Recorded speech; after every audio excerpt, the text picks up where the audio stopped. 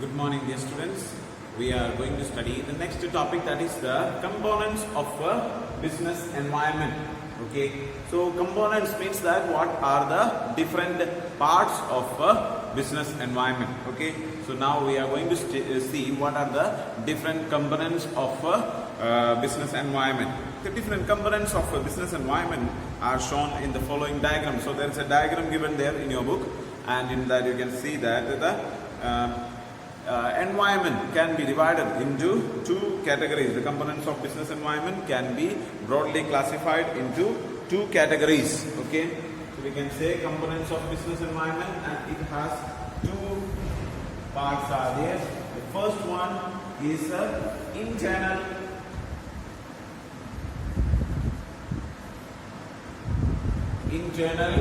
environment, and the other one is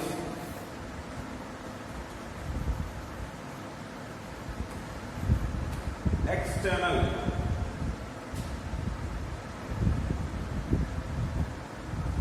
Okay, so it can be divided into mainly two categories, that is the internal environment and the external environment. And the internal environment, there are so many different parts are there, so many points are there that are given there, like objectives, policies, organization structure, management information system, production method, production capacity. All these type of things are coming in the category of internal environment.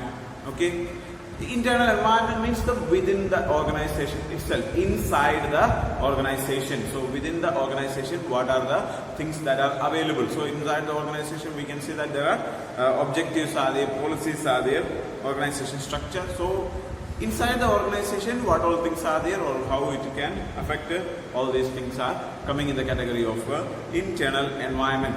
And the external environment, it can be also further divided into two subcategories. One is a micro and a macro. So you are studying about micro environment and the macro environment, and the macro environment. Okay. So micro and macro you have already studied. You know about when you study about economics. You can study there is a microeconomics and macroeconomics. And microeconomics contains with the small things, so small economic components, and macroeconomics includes all the large components of. So here also these are there. So in case of an environment, we can say that small factors affecting the business can be considered as a micro environment, and large factors that can affect the environment can be considered as the macro factors. Okay, so first we are going to study about this one, internal environment. Okay, so we have to study about the internal environment in detail. Okay.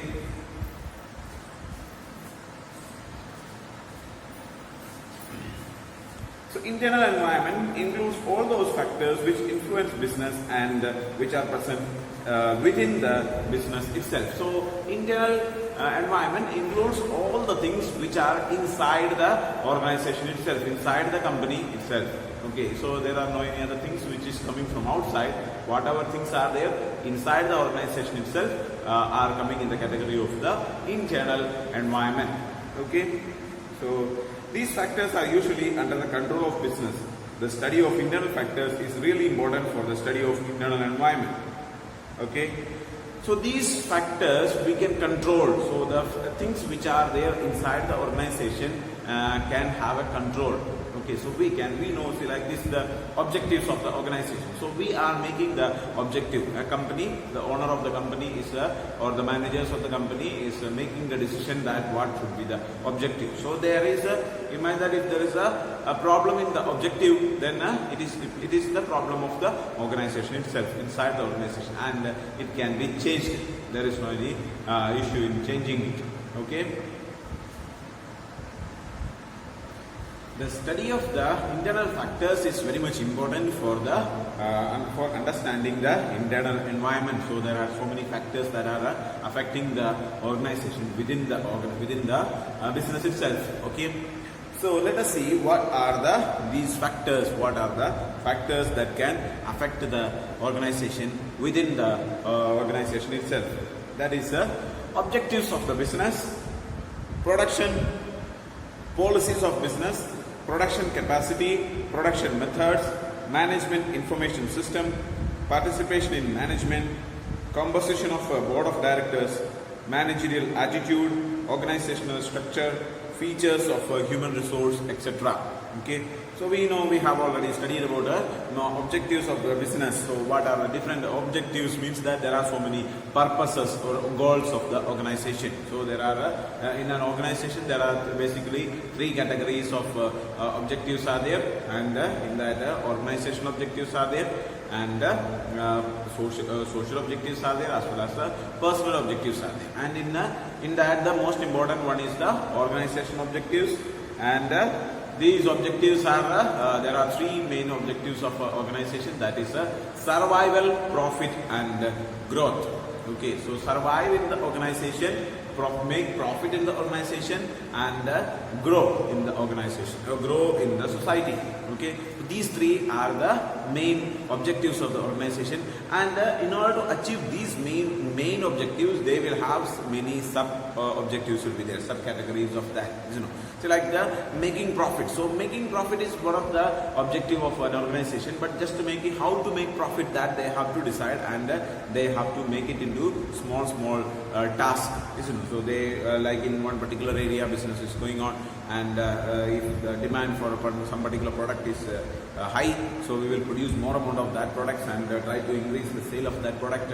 And if some products are having less demand, so we will give some offers, some new some buy one get one free, or such type of offers will be given, or some percentage free, or some offers will be provided.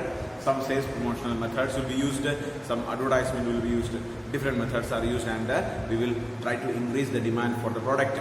And if the demand is going still low, then we have to bring some innovation in the product. Some new product has to be brought into the market, so that customers will think that there is something new in this one, so we have to purchase this product. So such a way the demand will be regained.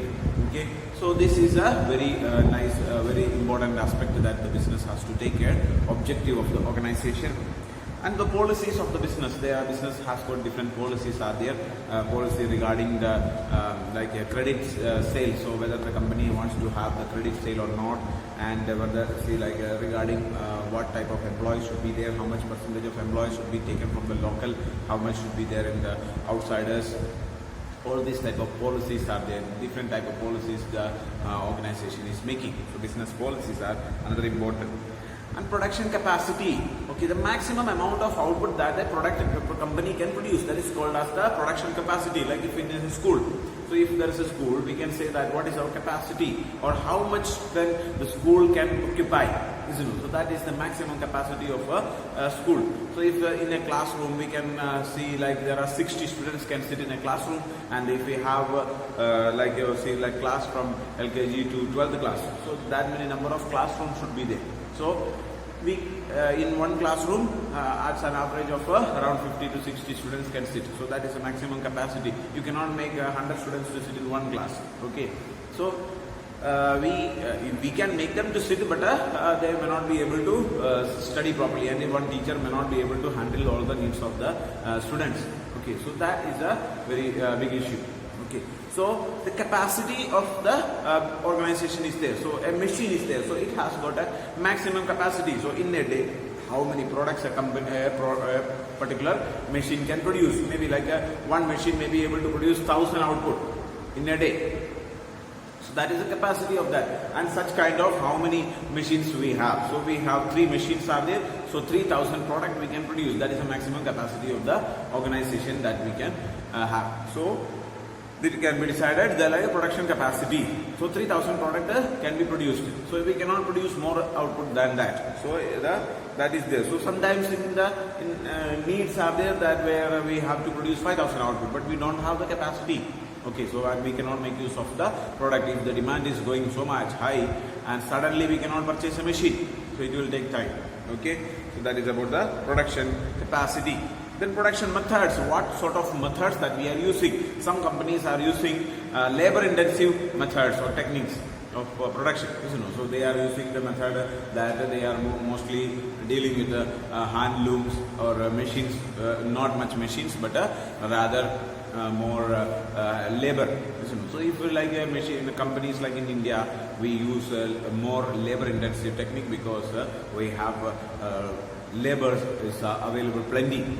Plenty of labors are there and labor charges are very much low. But in foreign countries, it is not like that. So like if you have studied or heard about BMW or Mercedes-Benz, all these type of cars are manufactured without even a human touch. Means the entire production line is fully robotic, electronic and fully automatic machines are there for making the car. Full car is manufactured without any interference of human being. Okay, so only for checking whether, so all the activity can be done by the machine itself. There are robots are there, machines are there which can make it. So this is fully capital intensive methods are there. So for making such kind of machines, huge amount of expenditure is there, but daily expenditure is very much low. Only the electricity, power or maintenance of the machine, all these type of things will be there, and very high quality products can be produced. So that is there. And the machine can run. There is no any kind of like a strike or such kind of issues will not be there. So if we are using labor intensive technique, there can be the problem of like some strike or say sometimes the laborers are getting absent. So like in this coronavirus situation and all is there. So then lockdown and all is there. So we cannot run the factory. So such kind of problem. But if it is fully automatic machines are there, then there is no much amount of, or they will say that the number of employees should be limited. So this many employees will be there. So if such kind of companies, it is not going to affect it because the number of employees are very much low in those. Okay. So that is there. Then management information system, MIS. Okay, management information system means that how the management is handling the information in the organization. So they are using different softwares and different type of methods for handling the information. Okay. Then participation in management. So see, like if employees are given permission or who is doing the management activities. Okay, so if sometimes managers are given full freedom to take the decisions. Sometimes the owners interfere in the management. Okay, so some type of problems may take place in that case. Composition of board of directors, who all are there in the board of directors and how much amount of shares they are holding. If major number of shares, like if like only 3 or 4 shareholders are there and they are holding around 25 to 30% of the shares, then there is no much kind of problem. All those 4 members can make a decision very fast. Okay. But if the large number of shareholders are there and there are people those who are holding only very small number of shares, in such kind of cases, then it will be difficult for making decisions because we cannot consult with the decision making cannot be done with consulting everyone. Okay, so for that board of directors are made, but board of directors are from different angle or different point of view. Such type of board directors will be there, so then there will be problem in decision making. Then managerial attitude, the managers of attitude towards the organization, towards the employees as well as to the shareholders, okay, owners. So that will be another kind of issue or the problem that we have to face. Internal issue is there. Okay. Then organizational structure, the framework within which the organization is functioning. That is also another important aspect that we have to see. Features of human resource and what sort of human resource we are having. If we have fully capacity, full skilled laborers are there, skilled employees are there, very talented employees are there. So it is there, company can be more successful. But whereas if the employees are not skilled ones, then it cannot be that much successful. So that is another important aspect. Okay.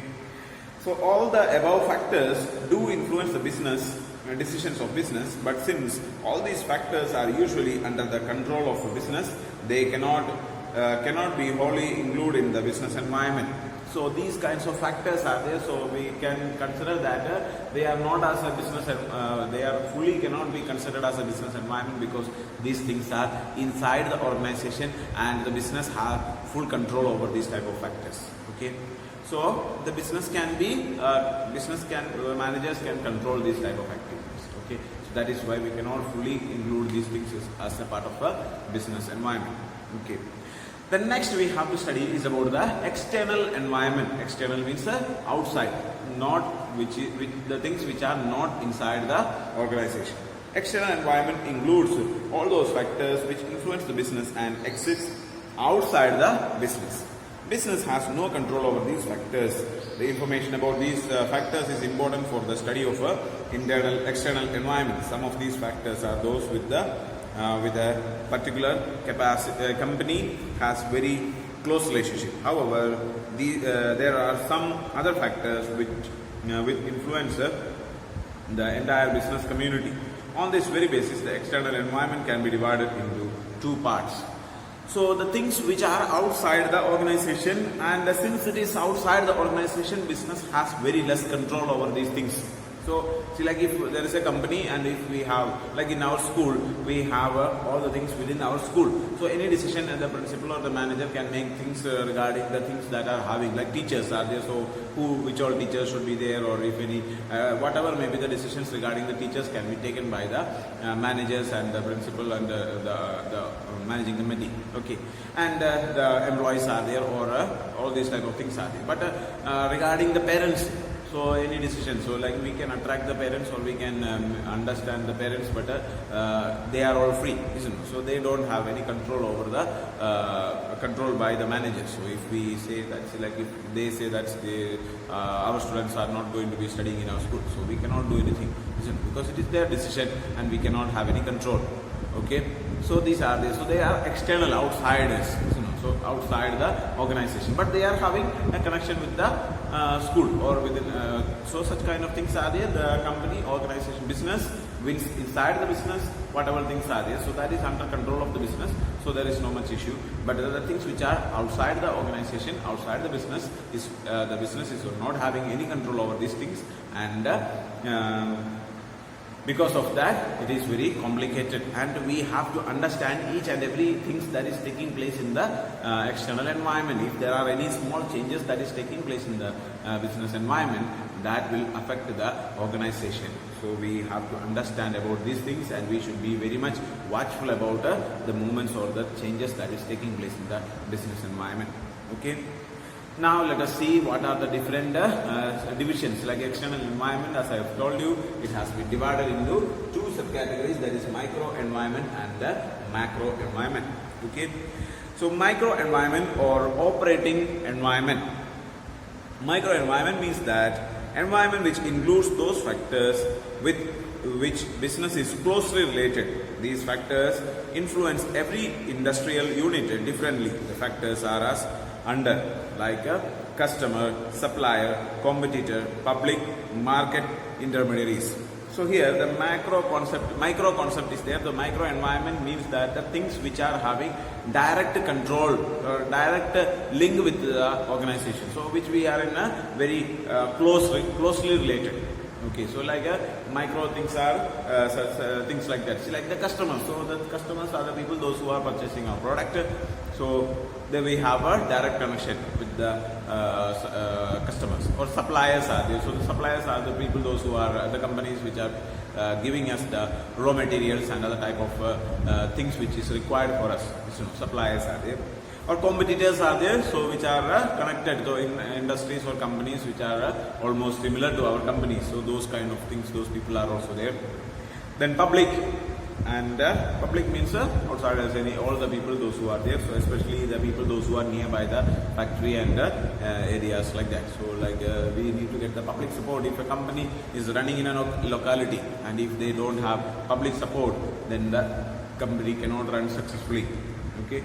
Then marketing intermediaries are there. So there are so many brokers or intermediaries, those who are like they are helping us to sell the product. So they are also another important part of the organization. Now let us study about these internal factors, especially the external factors and the micro factors in detail. Okay, who are customers and how customers will have connection, or what connection the customers are having with the business environment. Customers of an industrial unit can be of different types. They include household, government, industry, commercial enterprises, etc. The number of different types of customers highly influence a firm. For example, suppose a firm supplies goods only to the government. It means that firm has only one customer. If because of some reason their relations get soured, the supply of goods will stop, and in that case the closure of that firm is certain. This clearly indicates that the customer do influence business. Therefore, a firm should make efforts to have different kinds of customers. Okay, so there are so many, see, like customers are of different types. Normally the general customers are there, or government is there, industries are there, or so many type of customers are. So it depends on a company where, see, like if a company is giving product only to the a particular group of customers. See, for example, if a company is producing product and supplying it to government, okay, so it is a private company may be there, but they are supplying the product only to the government. Okay, so these kind of products that they are selling is they are supplying only to the government. So if the government is, or imagine that if the government changes, okay, and if the government changes, and if like BJP government is there now, and if BJP government is changing, and if Congress government is coming, or if any other government is coming, so at that time what happens is that they may decide that our relationship with this company is not going to be good, and we are going to change it. Okay, so then they give contract to another company. What happens is that this company which was supplying large amount of products to this government, they will have to stop because their products are not purchased by anyone else. Okay, so such kind of companies are there. Okay, and there are some companies, the other companies are there which are supplying products to the general public or to the general customers. So for such kind of companies, if a customer, a single customer is like, if I am a customer of a particular product, and if I decide that I am not going to purchase this product of this particular company and I am going to change from another company. But there are lakhs of people, those who are interested in such kind of product, and they will continue. Okay, so there is no kind of issues, much issue will not be there, much problem will not be there. So different type of customers should be there, and there are some companies which are supplying products to the companies itself. Okay, so they produce some kind of raw materials, and they manufacture the raw materials and supply it to the companies. Okay, so they will have connection. So if that's like if they are producing cloth, okay, so there are cloth manufacturing companies, they are manufacturing the cloth and supplying it to some textile industries, those companies which are making like shirt or other type of things like. Okay, so they don't produce cloth and sell it in the market, but they produce cloth and supply to the companies which are producing the garments. Okay, or such type of things. Okay, so these companies their customers will be only the companies. Okay, so direct connection with the customers will not be there. These customers in the sense general public will not be there. Such kind of companies will be there. So they may have some variation in the decisions that they are making. Okay, so if and in such kind of companies, large amount of shares will be there. Like how much product, imagine that if they are selling 1,000 product, in that some 250 products are supplied to one particular company, they will have connection with 3 or 4 companies only. And if one company stops their contact with this one, 25% of their business will be over.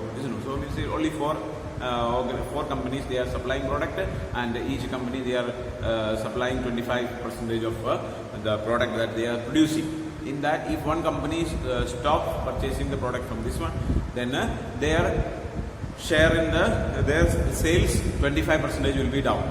Okay, so 75% of the product only can be sold, and until and unless they find another supplier or another customer who is ready to purchase this one, they cannot sell the product. So such kind of issues will be there. So for this one, because the company should have different groups of customers, different types of customers they have to handle. Okay. The next one is about the suppliers. Like the customers, the suppliers also influence business. If a business has only one supplier and he gets annoyed because of one reason, the supply of goods can be stopped and the very existence of the business can be threatened or endangered. Hence, effort should be made to have various suppliers.